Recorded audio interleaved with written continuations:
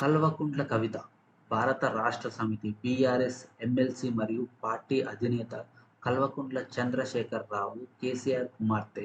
ఇటీవల బీఆర్ఎస్లో అంతర్గత విభేదాలు మరియు పార్టీని భారతీయ జనతా పార్టీ బీజేపీలో విలీనం చేయాలన్న ప్రయత్నాలపై తీవ్ర ఆరోపణలు చేశారు.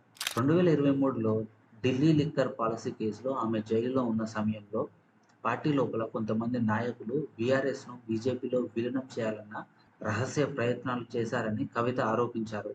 ఆమె ఈ ప్రయత్నాలను తీవ్రంగా వ్యతిరేకించారని తెలిపారు. పార్టీలో అంతర్గత కుట్రలు జరుగుతున్నాయి.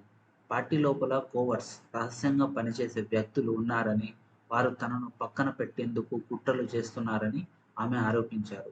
పార్టీ నాయకత్వం ఈ రహస్య కుట్రలను అణిచేందుకు చర్యలు తీసుకోలేదని, కాంగ్రెస్ పార్టీ దాడులపై సరైన ప్రతిస్పందన ఇవ్వలేదని ఆమె విమర్శించారు.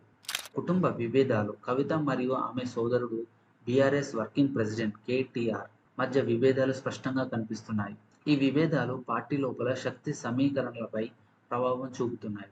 కవిత యొక్క స్థానం పార్టీకి నిబద్ధత, తాను అధికారానికి ఆశపడడం లేదని, కానీ బీఆర్ఎస్ మరియు తన తండ్రి కేసీఆర్కు పూర్తి నిబద్ధత ఉన్నారని ఆమె స్పష్టం చేశారు. కాంగ్రెస్ పార్టీలో చేరే ఊహాగానాలను ఖండించడం, తాను కాంగ్రెస్ పార్టీలో చేరే ఉద్దేశం లేదని, బీఆర్ఎస్‌లోనే కొనసాగుతానని ఆమె స్పష్టం చేశారు.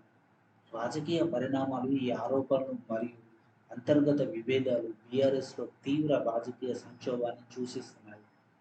పార్టీ భవిష్యత్తు, నాయకత్వం మార్పులు మరియు ఇతర పార్టీలతో సంబంధాలు వంటి అంశాలపై ఈ పరిణామాలు ప్రభావం చూపే అవకాశం ఉంది. ఇలాంటి పరిణామాలు తెలంగాణ రాజకీయాల్లో కొత్త మలుపులు తీసుకురావచ్చు. పార్టీ భవిష్యత్తు దిశ, నాయకత్వ మార్పులు మరియు ఇతర పార్టీలతో సంబంధాలు వంటి అంశాలపై ఈ పరిణామాలు ప్రభావం చూపే అవకాశం ఉంది.